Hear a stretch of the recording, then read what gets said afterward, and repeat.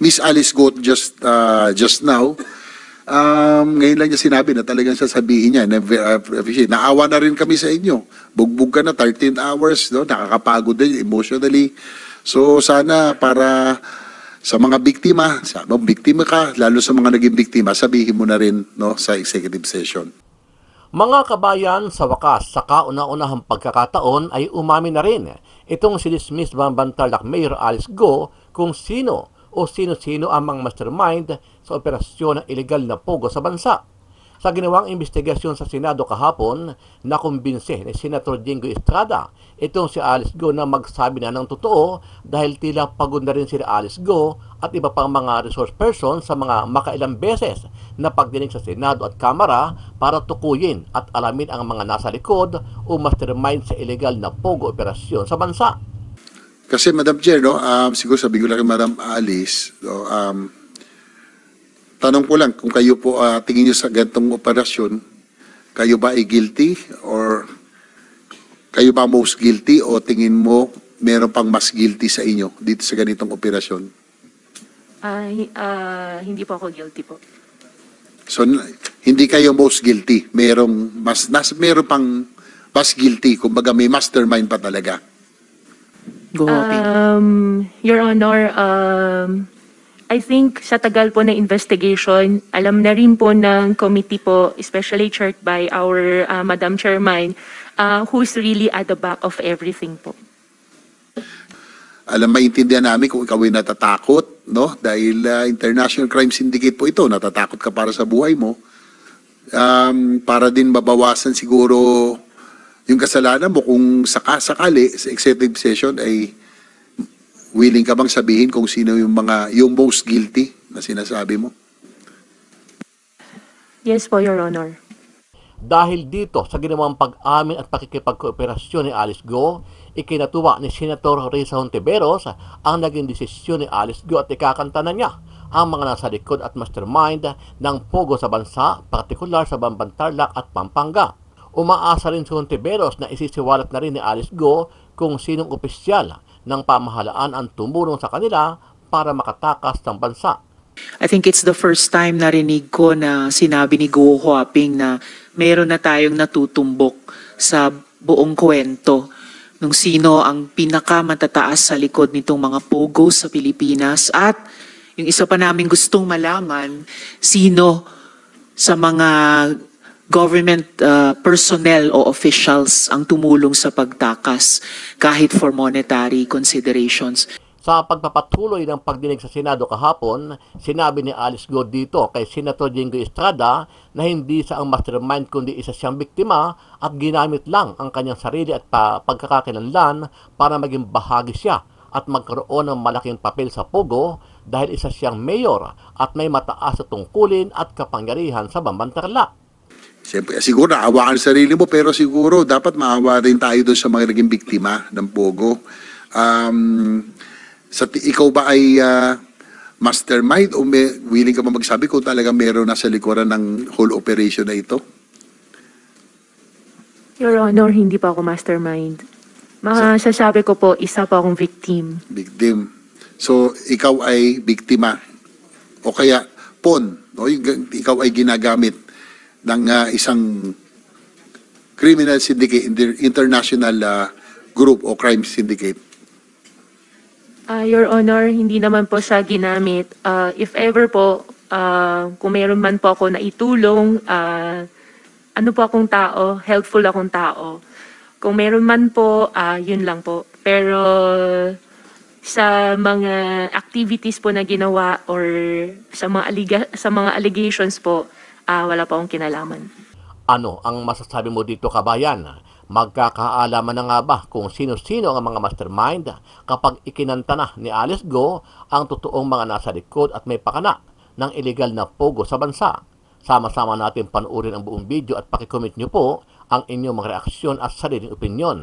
Pero bago yan, sa mga hindi pa po nakasubscribe sa ating channel na Kabayan News PH, pakipindot po ang subscribe button at pakiclick na rin ang notification bell para lagi kayong updated sa mga bagong upload natin na legit at napapanahong balita. Maraming pong salamat. Last but siguro itong huli na lang po si take advantage. Nandito na rin po si Ma'am Alice, no? Siguro, we will have an executive session probably before we wrap up, no? Ito pong hearing na ito. Kasi sabi nga kanina, bugbog na kayo, pagod ka na, no? Hindi nga 12 hours sa Kongreso dito, ilang oras. Siyempre, siguro naawa ka sa sarili mo, pero siguro dapat maawa rin tayo doon sa mga naging biktima ng Pogo. Ikaw ba ay mastermind o willing ka ba magsabi kung talaga meron nasa likuran ng whole operation na ito? Your Honor, hindi po ako mastermind. Masasabi ko po, isa po akong victim. Victim. So, ikaw ay biktima o kaya pawn, no? Ikaw ay ginagamit ng isang criminal syndicate, international group o crime syndicate. Your Honor, hindi naman po siya ginamit. If ever po, kung meron man po ako na itulong, ano po akong tao, helpful akong tao. Kung meron man po, yun lang po. Pero sa mga activities po na ginawa or sa mga allegations po, wala po akong kinalaman. Kasi Madam Chair, no, siguro sabi ko lang kay Madam Alice, no, tanong ko lang kung kayo po tingin nyo sa ganitong operasyon, kayo ba ay guilty or kayo ba most guilty o tingin mo meron pang mas guilty sa inyo dito sa ganitong operasyon? Hindi po ako guilty po. So hindi kayo most guilty, meron pang mas guilty, kumbaga may mastermind pa talaga. Sige po. Go, Hoping. Your Honor, I think sa tagal po na investigation, alam na rin po ng committee po, especially chaired by our Madam Chairman, who's really at the back of everything po. Kaya ako natanong kasi, baka sa executive session, sana ho, sa huli, ay may pagkakataon pa kayong sabihin kung sino man yung talagang nasa likuran. Kasi nga, kung sabi mo ikaw ay biktima, maawa rin tayo sa mga naging biktima ng Pogo, di ba? So, sa executive session, hindi pwedeng ilabas yun, no, sa media, sa publiko. Maintindihan namin kung ikaw ay natatakot, no, dahil international crime syndicate po ito, natatakot ka para sa buhay mo. Para din mabawasan siguro yung kasalanan mo kung sakali sa executive session ay willing ka bang sabihin kung sino yung most guilty na sinasabi mo? Yes po, Your Honor. Madam Chair, so I wrap up. So I'm expecting that Ms. Alice Go will divulge the real masterminds of the operation of this international crime syndicate, and we'll be responsible for her safety. So alam ko naman natin yun, pero sana po masabi po niya sa totoo. So she said yes already. So we will just wait for the executive session. Thank you, Madam Chair. Maraming salamat, Senator JV. I think it's the first time narinig ko na sinabi ni Go Huaping na meron na tayong natutumbok sa buong kwento nung sino ang pinakamatataas sa likod nitong mga Pogo sa Pilipinas. At yung isa pa namin gustong malaman, sino sa mga government personnel o officials ang tumulong sa pagtakas kahit for monetary considerations. So if at the proper time gagawa ng motion si Senator JV for an executive session, posible sa susunod at posibleng huling hearing, the chair will be very open to that. Pag-isipan nyo rin yan. Kuhuaping, maghingi ka ng payo sa iyong mga abogado para kung gagawin natin yung prosesong iyon, make the most use of it.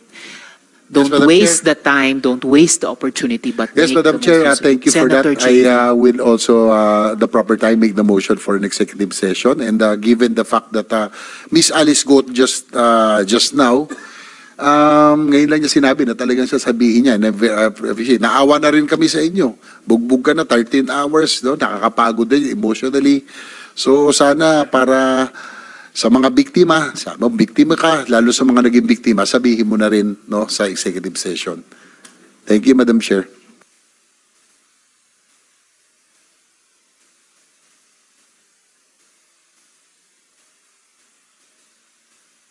Madam Chair, with that, if we have the time, probably, if I move that we convene this committee in the executive session. Second the motion, Madam Chair. Moved and seconded and so ordered by the chair that in about 7 minutes, pag-suspend ng hearing na ito, we will move into executive session. We still have 7 minutes and babalik ako kay Senator De La Rosa dahil may suspended interpellation kayo. But just before that, one quick follow-up question kay Ms. Cassandra. May ifa-flash po akong photo dito kasi Biti, no, yung tanong kanina, I believe ni Senator Sherwin sa inyo, sino nagpakilala sa inyo kay Charlotte? Kilala nyo ba itong taong ito na si Liu Dong? At siya ba, Liu Dong alias Boga, siya ba ang nagpakilala sa inyo kay Charlotte? O Liye ba yung sinabi niyong totoong pangalan? Chinese name ni Charlotte. Shelly po. Sorry, Shelly Yes, or Madam Charlotte. Chair. Si Liu Dong ba, alias Boga, ang nagpakilala sa inyo ni Shelly o ni Charlotte? Mr. Chair, hindi ko po siya, Madam Chair, sorry, hindi ko po siya kilala. Hindi mo kilala itong taong ito. Ngayon, naalala mo na ba sino, kung hindi man itong si Liu Dong alias Boga, naalala mo na ba kung sino nagpakilala sa inyo ni Charlotte or Shelly? Madam Chair, kung hindi po ako nagkakamali, nakilala ko po siya doon na lang sa loob po yata. Saan po? Nakilala ko na lang po siya nung, parang hindi ko po sigurado, parang, tawag po dito, nakilala ko na lang po siya as the manager of nung nag-rent po sa amin. Sabi mo kanina, nakilala mo siya sa loob ng... I mean, nakilala ko po siya dahil siya yung manager ng Lucky South po.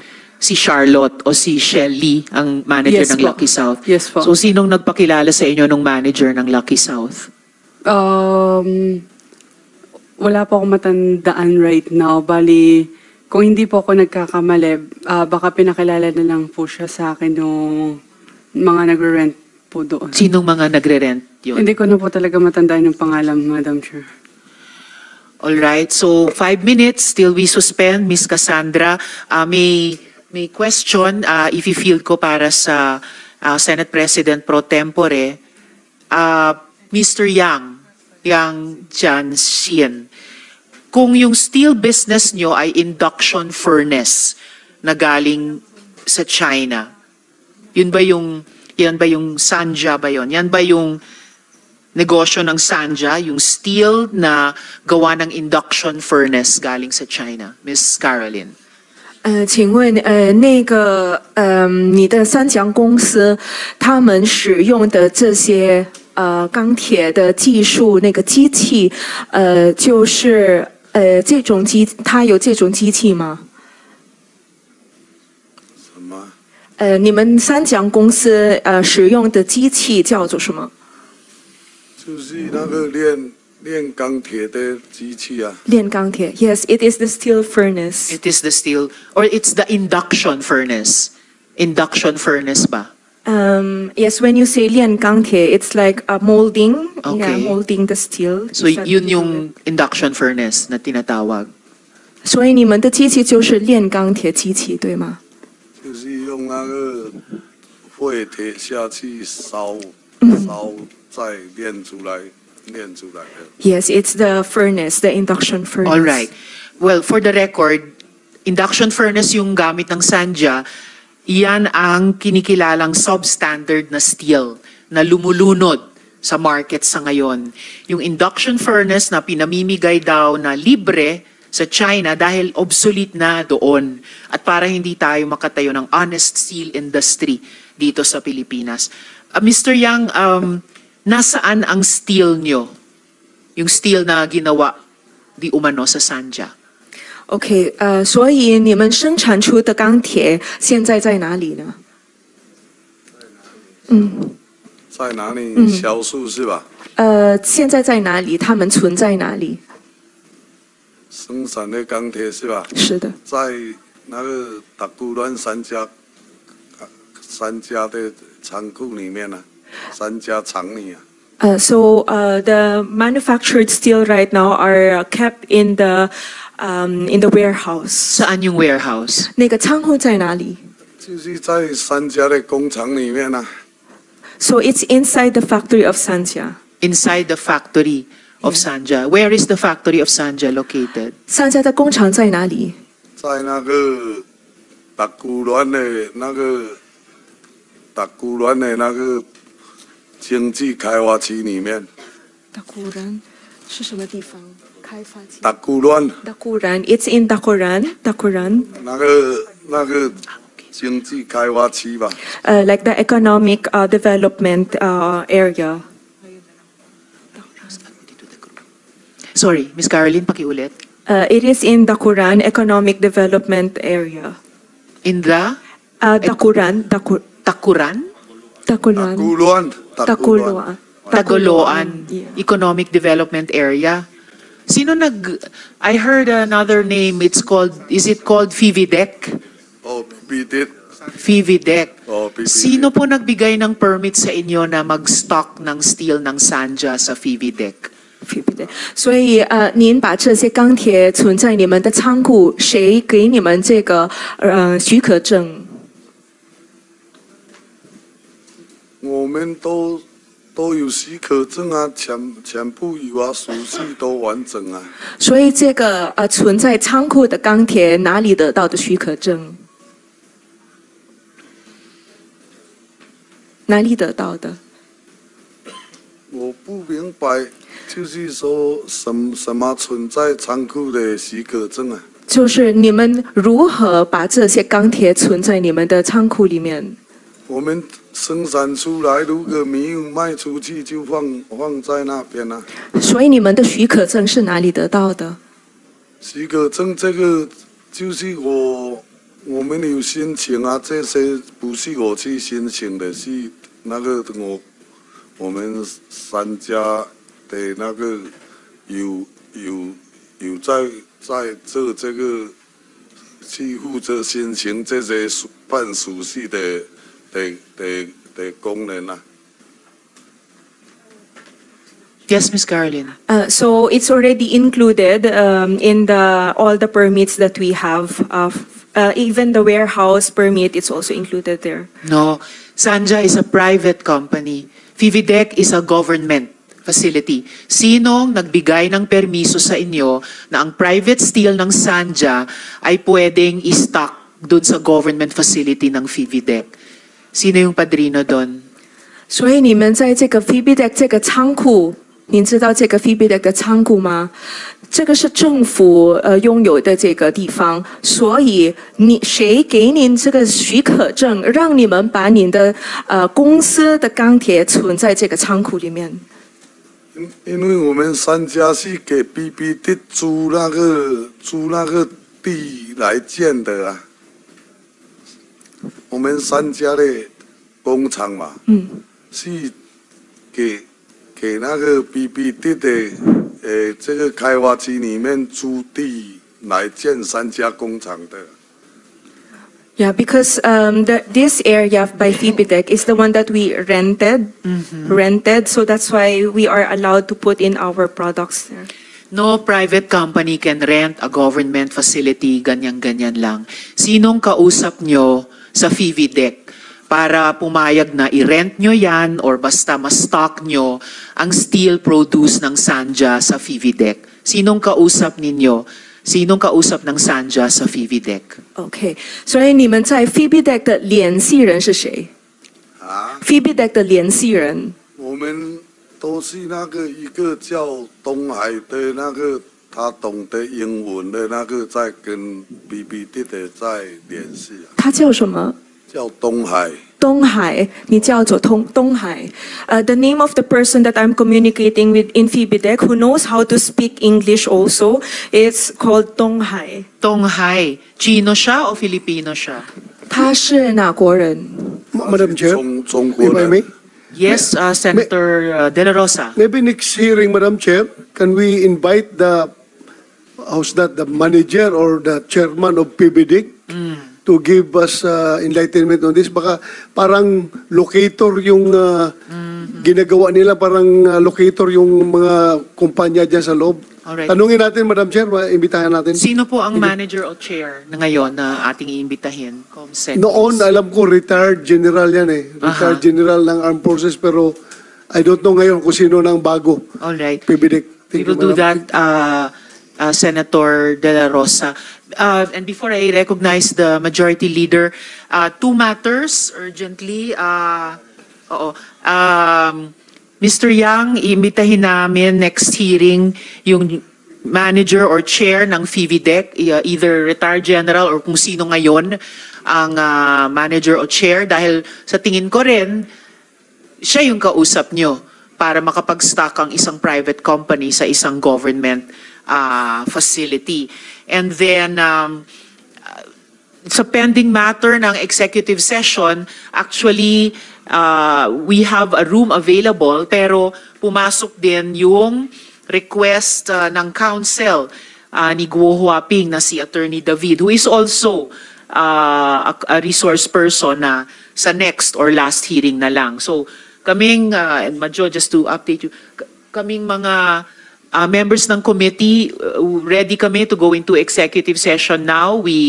We have a room available, but in a way, it's also partly your call, no? Handa ka na ba ngayon or sa susunod na hearing pa? Pero ngayon na sana, Miss Alice, Guo Huaping, ako naniniwala ako sa timeliness ng mga bagay-bagay. If I may, yes, kung maaari po, Majority Leader, I'd just like to make a brief closing remark before we suspend, and then unless may violent objections, mag-move into executive session na po tayo. Tony Yang, alias Antonio Maestrado Lim, real name Yang Jianqin, has made many stunning revelations. He admitted that he is a Chinese national who co-opted a Filipino identity to establish businesses here. He admitted that he was born in China, thus admitting that his Filipino birth certificate is fake. He admitted to having no boss and being the boss of his businesses. Ang problema, at least one of those businesses involves a POGO connected to Bamban with its own slew of illegal activities. Hindi lang negosyo ang patagon nilang tinatayo dito. Sindikato. And it's not only Filipino identities they have co-opted, unti-unting lumalabas sa hearings natin na pati mga opisyal at institusyon ng gobyerno ay unti-unti nilang napapas sa kamay. Zhao Xiaoqi, sorry if I did not pronounce it correctly, has admitted that he offered 1 million pesos to ensure special treatment for his wife and grandchild. Senator Joel had reported that Tony Yang had police escorts with him at the Laguindingan Airport. It appears that POGO influence has taken hold in the local governments of Bamban, Porac, Sual, and possibly Homalig. Malamang ay hindi pa buo ang kwentong ito at lumalabas na pati law enforcers ay posibleng na kompromiso. This creeping invasion must be halted. Nagpanggap kayong Pilipino at ginawa niyong pugad ng krimen ang bansa namin. Pero hindi niyo kami kilala. Di kami papayag po dito. I had a hope that this would be the last hearing, but there are revelations that warrant further investigations and individuals whose side needs to be heard. In the interest of fairness, General Acorda will be invited to the next hearing. Again, Ms. Sheila Guo, your contempt citation is lifted. I'm informed that the court sheriff is here to serve subpoenas to Cassandra Ong for human trafficking and Guo Huaping and Zhang Mir for money laundering. The OSAA is instructed to extend the necessary assistance. This hearing, before I suspend, May we Yes, ask from the Honorable Chair, Majority Leader. if Senator we're going to Francis. proceed with the executive session, because I've made likewise, as per your request, during the last hearing, I've made available the adjacent office, which is Thank just you. a few steps away, Madam Chair. Thank you very much, Majority So it is Leader. the pleasure now of the committee to have the executive session, or kasi matagal ka na nanghihingi na executive session, Miss Alice. Tuloy na ba ngayon? Gusto ng komite, what say you? Your Go, Honor, Waping? Madam Chair, I'm very thankful po for the opportunity po. However po, gusto ko po sana kasama po yung council ko po, yung league council ko po sana. Request ko lang po. So sa next and Opo, possibly next po. last hearing na lang Opo. natin. Wala ba Wala dito yung lang. council mo? Di ba Wala ba yung council nyo Sino rito? yung Wala po. kinoconsult mo kanina? Nasa Cebu po sila, darating po sila sa Thursday po. Sino yung kinakausap mo sa likod mo? Si Attorney Ko, hindi nyo ba council? Partners po. Apo. Sinong Oh, council? council man yan. Ni-request ko po si Attorney Stephen po, tsaka si Attorney Abisado po. Attorney Abisado and Attorney Stephen David po. Attorney David. Madam Chair, Senator let us Reyes. inform the resource person that whatever will be taken up during the executive session, hindi namin yan ilalabas. Hanggang sa committee lang yan. Kaya huwag kang mag-alala. Hindi ka namin dito, hindi kami mga traidor. Kung ano pag-usapan doon sa loob, sa amin lang yan for the consumption of this committee. Kaya huwag kang mag-alala. Then, I'm worried kung bigyan pa natin ng next chance, Madam Chair, baka lalala yung sakit niya, magkakaroon ng medical reasons na hindi na magdating dito. So, mas mabuti ngayon na, nandito na tayo. Baka mamaya, busy na tayo sa budget deliberation, Madam Chair. Next week, wala na. So, let us use this opportunity. The That's chair all, Madam adds Chair. her advice to that of Senator De La Rosa. Guhuaping, napapanahon na eh. Nandito na yung lugar, ni-reassure kayo muli ni Senator De La Rosa nung assurance ng komite tuwing gagawa kami ng anumang executive session. I will really advise you to take advantage of this moment. At kung may bitin pa or nagtyaga nga kami sa mabagal na translation with resource persons na sa tingin naman namin nakakaintindi naman.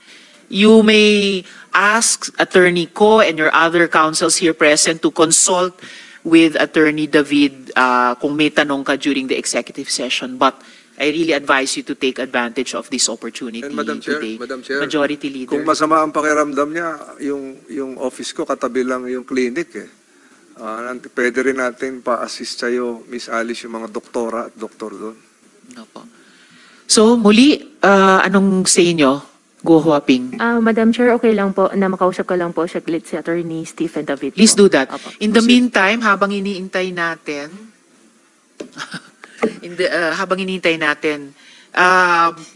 ipapapirma namin, Mayor Kalugay, sa inyo itong waiver of confidentiality.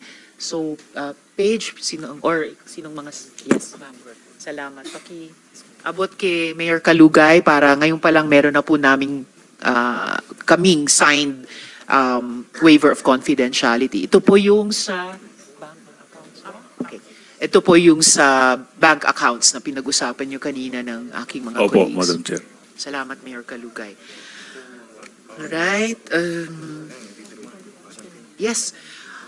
Sa iba pang mga resource persons at iba pang mga tao na nasa hall, you may leave now pending yung final decision po namin kung itutuloy yung aming executive session. So, maraming salamat po sa ibang mga resource persons. Yes, the chair reiterates, ang wish ko rin sana ay ituloy na natin ang executive session. Hindi ko pa eh. Nasuspend ko na ba? Yes, I suspended already.